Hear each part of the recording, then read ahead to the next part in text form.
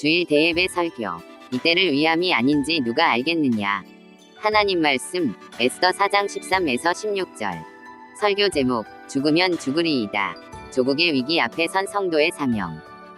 중심 사상 강대국들의 틈바구니와 이념적 대치 속에서 위기를 맞이한 대한민국을 살리는 길은 방관자가 아닌 생명을 건 중보자로 일어서는 성도들의 결단에 있다. 서론 메아리치는 위기. 우리는 어디에 서 있는가? 여러분, 지금 우리가 살아가고 있는 이 한반도의 땅을 바라보십시오. 세계 유일의 분단국가, 거대한 강대국들의 지정학적 이익이 첨예하게 부딪히는 칼날위 같은 곳이 바로 대한민국입니다. 외부적으로는 안보의 위협이, 내부적으로는 사상과 이념의 갈등이 복합적인 파도처럼 밀려오고 있습니다.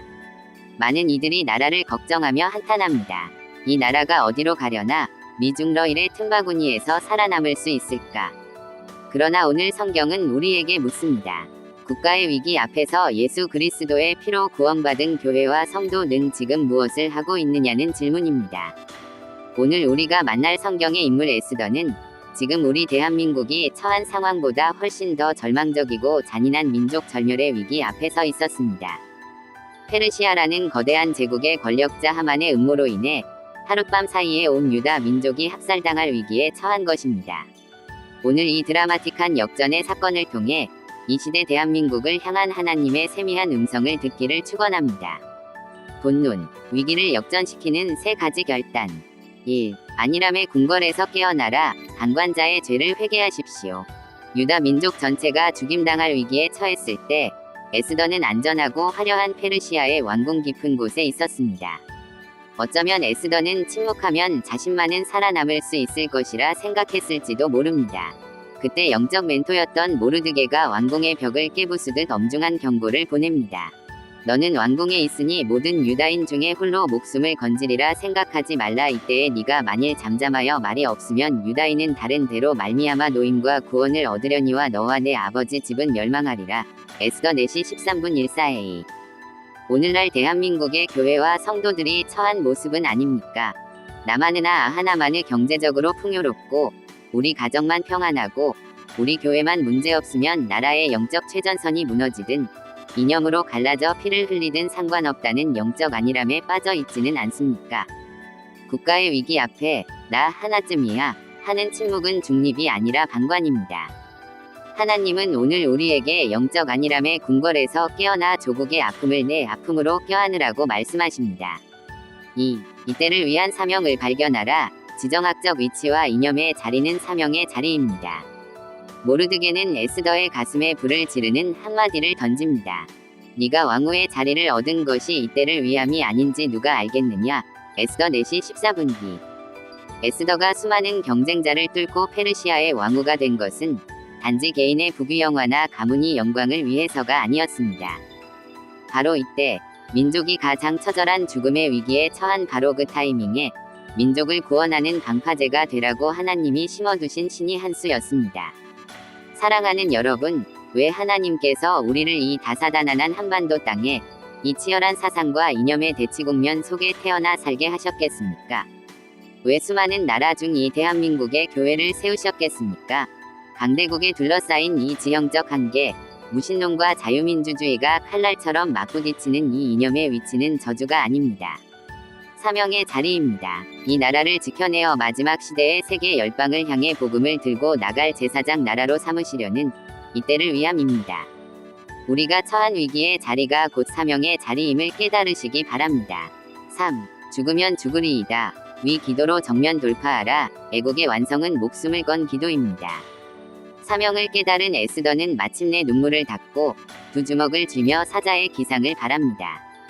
그녀의 선택은 인간적인 외교술이나 타협이 아니었습니다. 정면 돌파였습니다. 당신은 가서 수산에 있는 유다인을 다 모으고 나를 위하여 금식하되 밤낮 3일을 먹지도 말고 마시지도 마소서. 나도 나의 시녀와 더불어 이렇게 금식한 후에 규례를 어기고 왕에게 나아가리니 죽으면 죽으리이다 하니라. 에스더 4시 16분. 당시 페르시아 법으로는 왕이 부르지 않았는데 나아가면 즉시 사형이었습니다. 오직 왕이 금규를 내밀어야만 살 수 있었습니다. 목숨을 걸어야 하는 도박이었습니다. 그러나 에스더는 왕의 마음을 움직이기 전에 역사의 주관자이신 하나님의 손을 움직이기로 결단합니다. 온 민족과 함께 3일간 밤낮으로 생명을 건 금식 기도에 돌입합니다. 죽으면 죽으리이다. 이 고백은 체념이 아닙니다. 하나님을 향한 완벽한 신뢰이자 조국과 동포를 향한 최고의 사랑 표현, 애곡이었습니다. 이 기도가 끝났을 때 어떤 일이 일어났습니까? 에스더가 왕 앞에 나아갔을 때 왕의 눈에 에스더가 너무나도 사랑스럽게 보이도록 하나님이 역사하셨습니다. 유다 민족을 전멸시키려던 하만은 자신이 만든 장대에 매달렸고 슬픔의 날은 변하여 민족 최고의 기쁨의 날, 불임절이 되었습니다. 기도가 제국의 법을 바꿨고 기도가 칼날을 꺾었으며 기도가 민족을 살려냈습니다. 결론, 대한민국을 위한 에스더가 되십시오. 말씀을 맺겠습니다. 과거 6.25 전쟁의 참화 속에서 이 나라가 잿더미가 되었을 때 부산 초량교회에 모여 눈물로 금식하며 회개했던 믿음의 선진들이 있었습니다. 그들의 죽으면 죽으리이다 라는 부르짖음이 있었기에 오늘의 대한민국이 존재할 수 있었습니다. 지금 대한민국은 다시 한번 영적, 이념적, 지정학적 위기 앞에 서 있습니다. 하나님은 오늘 이 시대를 살아가는 우리에게 물으십니다. 대한민국의 안보와 평화, 저 북녘 땅의 동포 구원과 이 땅의 무너진 공의를 위해 너는 에스더처럼 내 목숨을 걸고 기도할 수 있겠느냐?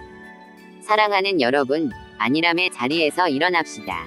이념의 갈등 속에서 서로를 향해 손가락질하는 것을 멈추고 역사의 주관자이신 하나님을 향해 손을 들고 무릎을 꿇읍시다.